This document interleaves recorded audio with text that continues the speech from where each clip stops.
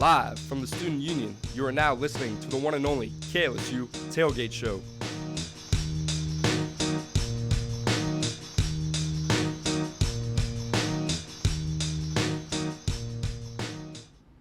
Good morning, everyone. Patricia Caputo here, kicking off your first tailgate show of the season. Today, joined with me is Andre Champagne and from Tiger TV, Nick Lopez. How are you all doing today? I'm doing great. How are y'all?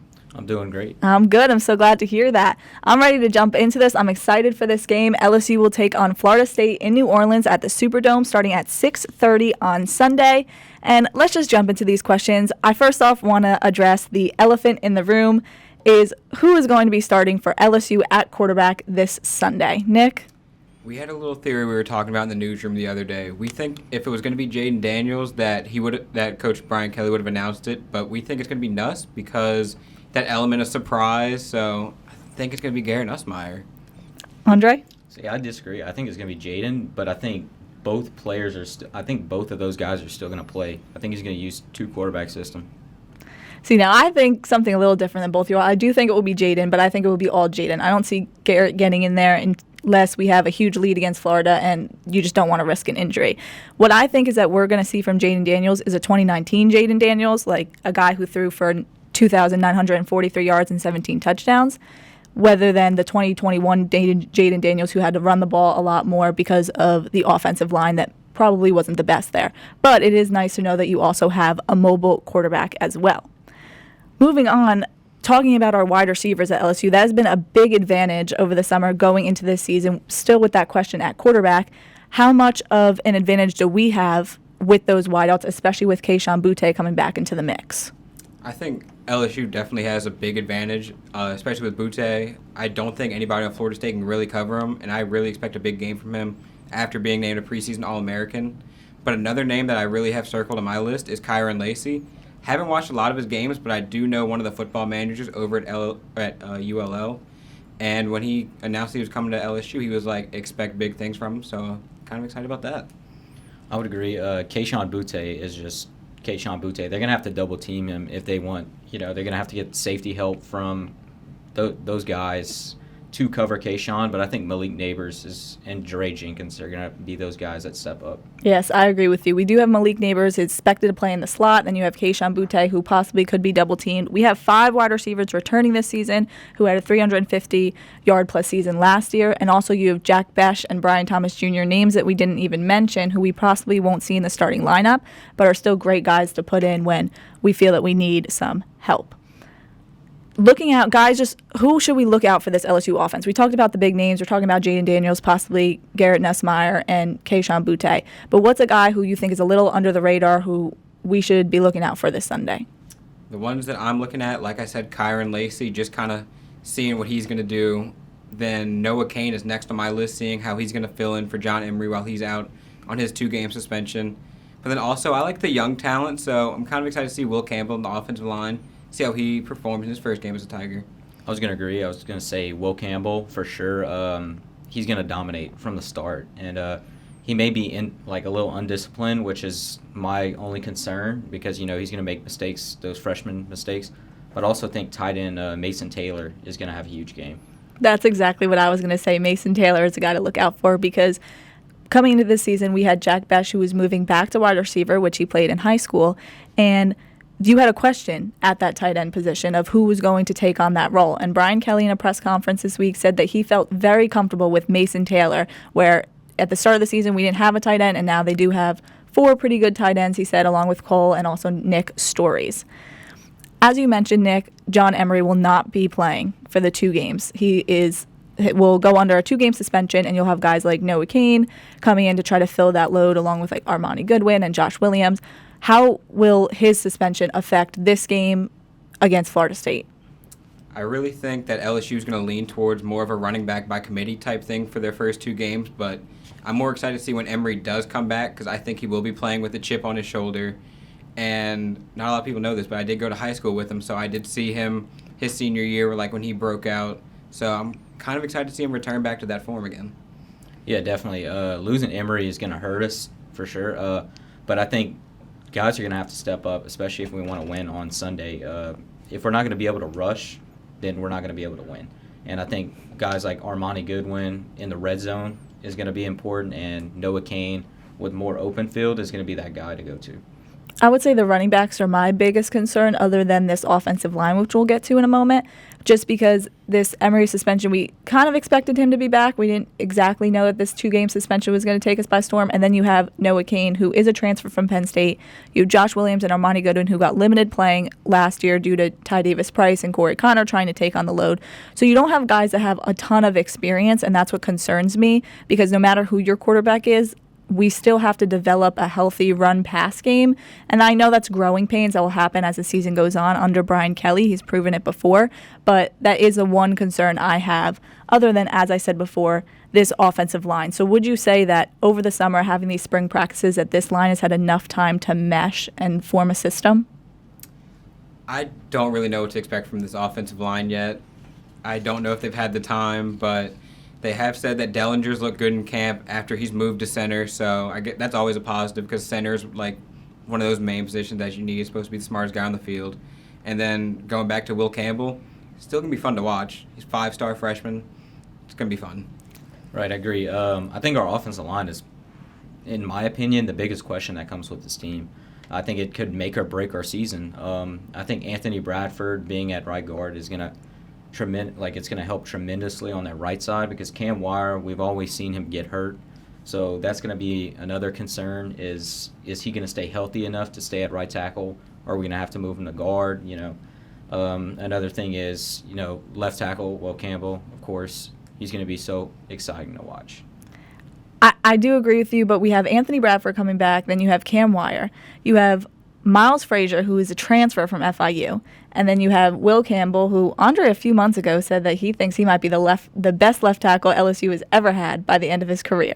So very strong opinion, but it has rung true because Brian Kelly was very lenient to say that Will Campbell was going to start in the spring. And now he is starting. He is taking on that role. But I don't know if I have 100% faith in them, that even a guy like Garrett Dellinger is going to come in who's never played at center and just be able to compete against these great SEC teams and a team like even Florida State under all that pressure in the Superdome. The only thing giving me a sense of security is that Brian Kelly has done this for so long. This isn't a young coach. He knows what he has to do. So hopefully they went through those growing pains during the summer and during the spring. And moving on to Florida State's O-line, what do we think about them? Are we confident that they'll be able to protect Jordan Travis this weekend? I really don't think many O-lines in the country would be able to protect any quarterback against the pass rushers like B. Joe Ojulari, Ali Gay, and then freshman Harold Perkins. I think no matter what offense line you put in front of them, it's going to be a long day for that team. Yeah, exactly. It's going to be just a nightmare for Florida State offensive line, especially that center they got. Florida State just recently lost their starting center, I think, to a knee injury. He's going to be out for the season. So, I mean, that itself, center is so important. And then you have Mason Smith going up against nobody pretty much. I would say that against Duquesne, the little bit of film I did watch, they did look confident, so they weren't making the little mistakes that they may have made last year. But again, as you said, Nick, B.J. Ojulari, Mason Smith, the list goes on, Ali Gay, can they compete against that? This is the SEC. This is the real deal. You have guys who are possibly going to go first round in the NFL draft. So it would definitely be difficult to compete against, and we didn't get an accurate representation of that line versus Duquesne, considering they won by 47 points. And with that being said, Jordan Travis threw for 207 yards in that game last week against Duquesne. How many yards is he going to throw against our pass rushers this week? I know this is going to contradict everything I just said, but I think both offenses are going to have an explosive game. I think it's going to be a shootout. I have a little conspiracy theory about these early games, like big televised games. They want offense. Like, they'll find a way. I wouldn't be surprised if both teams score in the 40s. It wouldn't surprise me either. That's an interesting theory. It's kind of funny to me. I think you're right. But I think Travis is gonna have I think he's gonna have more of a game running than he will passing. Right. I think that's the difficult part, because also Jordan Travis, another question is just he was able to read the Duquesne defense pretty well last week. But was that just because he was able to figure them out, or do you think that was because he improved over the season of being able to read defenses? Probably a little bit of both. He under pressure, he's bad. I've seen it. Last week when they sent corner blitz, the guy is inaccurate. So just wait until a big three guys come at you, and you have to get out of the pocket almost every play. You're gonna get gassed. Yeah, and nothing that Duquesne could have brought to the table compares what LSU has on the defensive side of the ball. They just Right. It's non-comparable. Right. When Jordan Travis is not under pressure, he can get the ball out in 2.7 seconds. But when he is under pressure, he does tend to roll out to the right, roll out to the left, scramble around a little bit, and he ends up holding the ball for about 4.1 seconds. So that's a few extra seconds there. He's trying to make a play, trying to force something, and that's going to be his biggest struggle this week, as we were talking before, with these pass rushers. If your O-line can't get the job done, it's going to be real hard for him to try to get the ball out to his wideouts. And moving on to this FSU offense, going a little further in depth, is did FSU's running backs get the experience they needed this week? Each of them, 3 of their running backs ran for over 100 yards. They broke a record in school history. That's the first time that's ever happened in program history. So did that show an accurate representation of what we should expect in the backfield this weekend? You'll probably never see that again from Florida State this season. It's Duquesne. Not to be disrespectful towards them, but who's on that team that anybody recognizes? Exactly. What's his name? Ward, 127 and 2 touchdowns. Great game. Put a little asterisk by it. Yeah, I would agree to an extent, but I would say don't sleep on them because they will make you pay. I think FSU has athletes all around. Trayshawn Ward especially. He's extremely explosive, athletic. When he turns on the jets, he's gone. Our linebackers are going to have to be really fast from vertical to vertical, side to side. Yeah. Right, and speaking about the FSU wideouts, is that Johnny Wilson is probable for Sunday's game. So if he does not play, speaking hypothetically, let's say Micah Pittman, Deuce Spain, and even Malik McLean will have to take over that role. Are they prepared to play against these SEC defensive backs? With LSU's secondary that nobody really knows what to expect from you with all these transfers and new names, kind of builds into why I think it's going to be another shootout. I don't know who's going to step up for Florida State, but I think somebody will, and it's just all about waiting to see who will. Yeah, I think Mike Pittman's little brother, what's his name? It's Micah Pittman. It's Micah. Mm-hmm. He's really fast, and so he's gonna use the middle of the field a lot. And I think it's gonna leave the middle of the field a lot more open when we are trying to get to the quarterback. So he'll probably have a great game, but I think we're gonna have to put Mekhi Garner on him or Kobe Richardson, and I have pure confidence in both of those guys. I do have confidence in them. My only concern is that none of them have played in the SEC before. Going into this season, we were left with 2 scholarship defensive backs, and one of them was Rodarius Jones, who is now suspended for the season because he is academically ineligible. So that leaves us with Jarek Bernard from Oklahoma State, Colby Richardson from McNeese, and then you also have Mekhi Gardner from ULL, and I am missing one more. You have Seven Banks from Ohio State. So you have all those guys. None of them have played in the SEC. And where I think we are at an advantage in that is that Mike Norvell earlier this week said that he's had to go look at Oklahoma State film, McNeese film, ULL film. He's trying to look at film from 4 different schools, trying to get some sort of accurate representation of who his wide receivers will be lined up against, let alone going back to the offense that he's also had to look up film about Jaden Daniels and our O-line and possibly the little film he can find on Garrett Nussmeier. And that's why not announcing the quarterback and having such an advantage of only having film from Florida State can only look at our film from a spring game this year since we have not played yet this season. So that is where I think our backs are at an advantage, and what I do believe we have in this backfield is a lot of experience with a defense such as Oklahoma State, McNeese, and they do have tons of talent. I would say another thing is Kobe Richardson he's going up against Keyshawn Butte every single day. So iron sharpens iron, and so he's gonna be ready. Yes, I agree with you. For the challenge. That was even during versus Kentucky last year when we played Wandell Robinson. That was also another great point where you had guys like Cordell Flott because Derek Stingley was hurt and Elias Ricks was out, but he was able to step up, and I think that made such a difference being able to play against one of the best wide receivers in the SEC. But let's think that if these DBs cannot do the job this Sunday, you do have guys like Greg Brooks and Joe Fuche, who is going to come in, and can they make up for this lack of corners in SEC? I think SEC is the best conference football. I don't think anybody's going to argue that. So I think any time spent playing in that league is going to be beneficial to you down the road because you're playing the best of the best. So I do think the players like Greg Brooks and Joe Fuche, they would be contributors to the LSU defense if they are lacking, of course. I agree to an extent. I think Fuche and Brooks are going to be important, but I think Fuche, well, Brooks especially is going to be used as a pass rush, like almost strictly pass rush in zone coverage. And Fuche too. Fuche comes off the edge a lot, out of kind of the outside linebacker look, and so he's going to be used as a pass rush too. But those guys can both play zone really well, so I can see them when it comes to zone coverage. Right, and we discussed this a little bit, but can FSU solely win this game this weekend just by running the ball?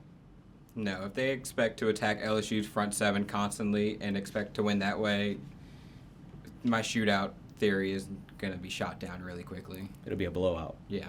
So, yes, because we did have Trayshawn Ward this week, just to give you all some stats, against Duquesne, ran for 127 yards for 2 touchdowns, and then you had Trey Brenson, who ran for 105 yards for 1 touchdown, and then Lawrence Toffoli, who ran for 101 yards with 1 touchdown as well.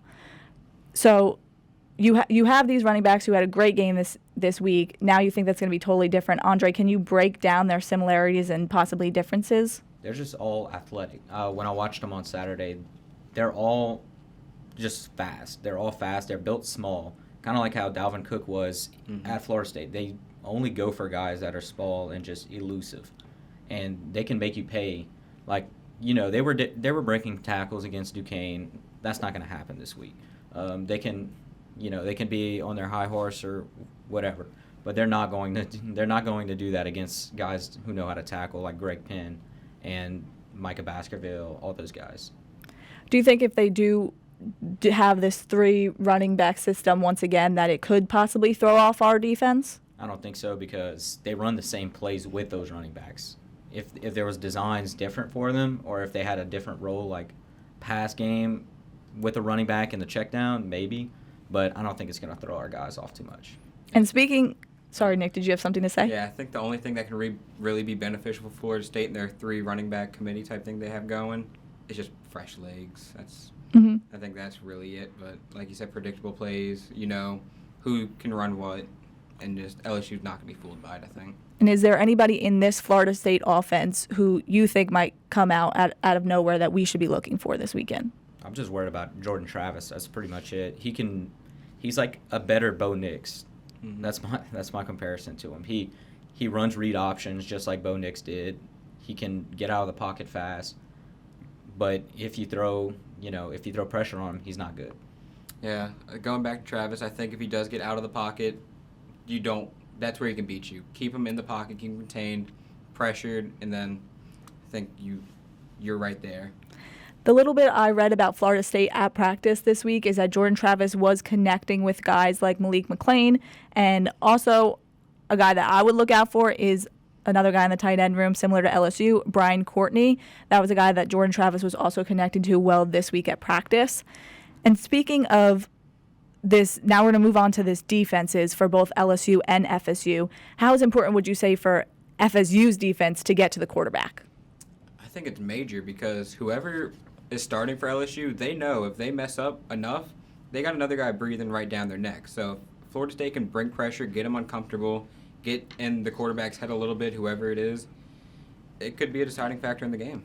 Yeah, I agree. I think it's important to get to them earlier than anything because once you get them comfortable, those quarterbacks, those guys have a lot of confidence. They were competing, at their best in camp. I think Brian Kelly did that for a reason. I think he wanted them at their best, competing against each other every day, and that made them better. And that makes your starters better because, they're just in a better competitive nature. But I think getting to them quicker and earlier is going to be crucial for Florida State. I would say it has to be crucial, too, because we talked about how in-depth this wide receiver room at LSU is this season. So if Jaden Daniels isn't under pressure and he has time to throw it, he has plenty of options. I think that will be a struggle for Florida State in with their defensive backs. There's just so many guys to cover. But also another thing we have to mention about Florida State is they did lose guys like Jermaine Johnson, who led in tackles on that team last year, and also Keir Thomas, who was also a help at that team, who's now gone to the NFL draft. So you have Fabian Lovett, who's supposed to come in, and he's going to be responsible for taking on that Johnson and Thomas role. He did win all ACC, honorable mention last year with 4.5 tackles and 2 sacks. And then you also have Derek McLennan, who's supposed to come in and take on what you could say is Thomason's role, a 4-star defensive end in high school. He was in a lot of that rotation last year, but again, didn't take on the role like Thomas or Johnson did. So with that being said, do you think they can fulfill those roles that are going to be hard to fill? I think those are some big shoes to fill, especially like Jermaine Johnson's shoes, like you were talking about.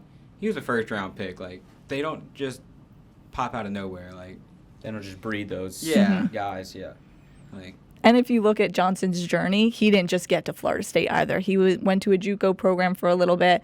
He was at another school. I can't remember which one at the moment, but he did have plenty of experience playing college football and then got his chance to become an NFL player. And also, Jared Verse is a guy to look out for. So there's a possibility. Again, we don't have a ton of film because what we saw from Duquesne was only so much, but there is a possibility that these guys could be really good, and that's something that our line needs to know, that it's a possibility that they're going to come out and put pressure on whoever our quarterback may be. And reading everything in the media, a lot of people were saying that this game is going to be very close. It's possibly a field goal game. How important would you say is B.J. Ojolari and Ali Gay for this game? they're the heart and soul of the defense. I did a story on them last year, and they're what drives that defense. They bring the energy. If they're making plays, everybody else is motivated to make a play, and it just gets everyone going. So if they're not involved, it's going to be a long day for LSU, I think. I would completely agree. They're the leaders. They're the leaders. They're the guys that you want out there on the 4th and 1 stick-ups. Like, those kind of guys are going to be essential to have Sunday when, you know, everybody is just tired and they don't want to go anymore. And these guys are just pushing their starters. But I think Mike Jones Jr. is going to be really key, like guys like Jacobian Guillory and Jaquelin Roy. I think those guys are going to be, you know, you need to keep an eye out for.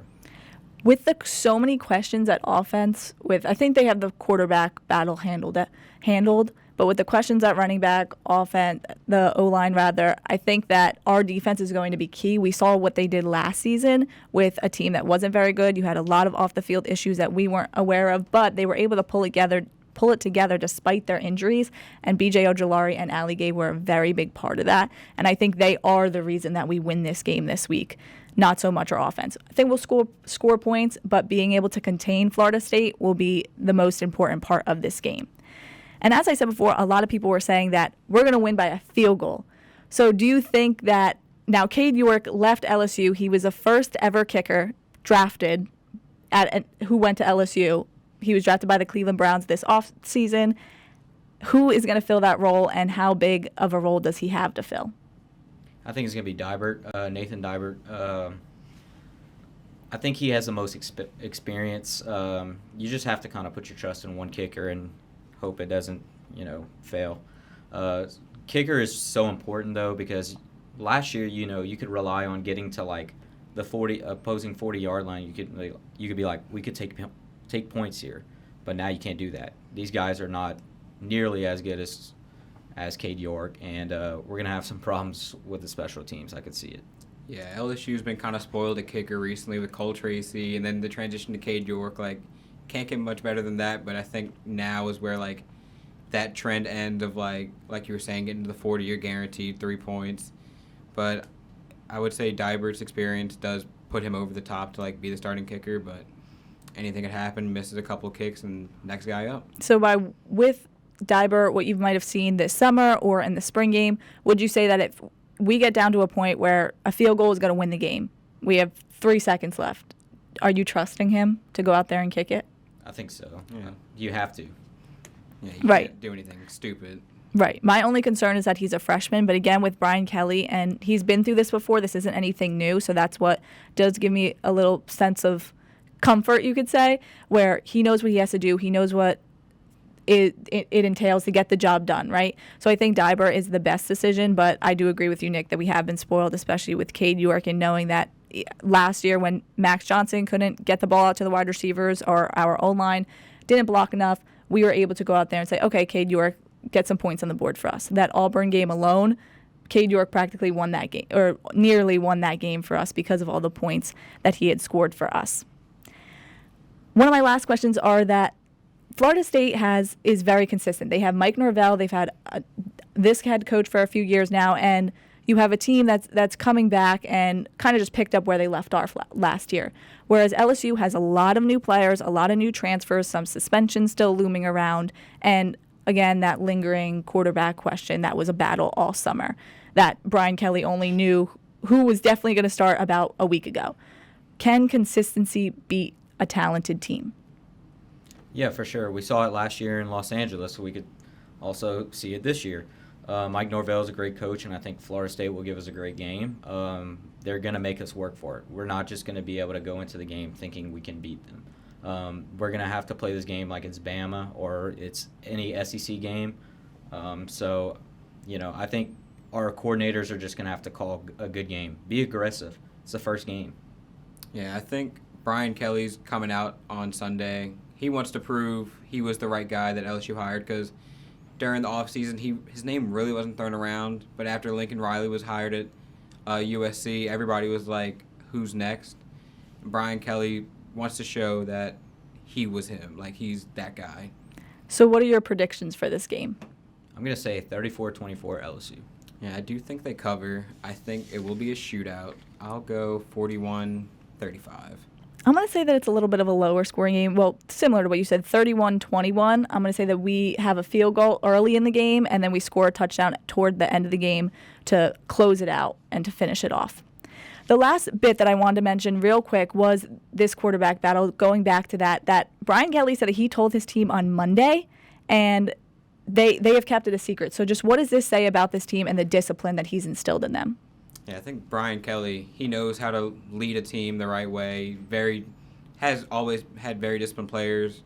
Over the summer, me and Adam at Tiger TV, we got the chance to cover the Saints camp. We had an interview with Ian Book, and he was talking about how Brian Kelly just always finds a way to get his players in line, in check, and all that.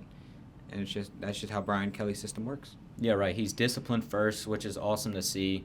Ed Orgeron kind of let them just do it. Yeah, and I can tell you, Ed Orgeron would have named the starting quarterback. He would have gave the other team the right hand, the upper hand. So just seeing that was a relief. He knows how to coach. Yes, and it was a relief just seeing how much this team respects Brian Kelly and the LSU team, because that could have easily gotten out to the media, especially with the way news travels today. But this has been your KLSU Tailgate Show. Nick, you have a tailgate show coming up tomorrow. Can you tell us a little bit about that? Actually, not tomorrow, but starting next week in every LSU home game, Tiger TV will have their live tailgate show outside of the journalism building, right outside of Tiger Stadium. A couple hours before the game, you can find it on our YouTube channel, LSU Tiger TV.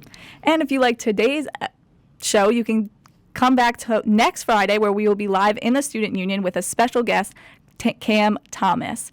Thank you for listening. This has been your Tailgate Show. I am Patricia Caputo with Andre Champagne and Nick Lopez.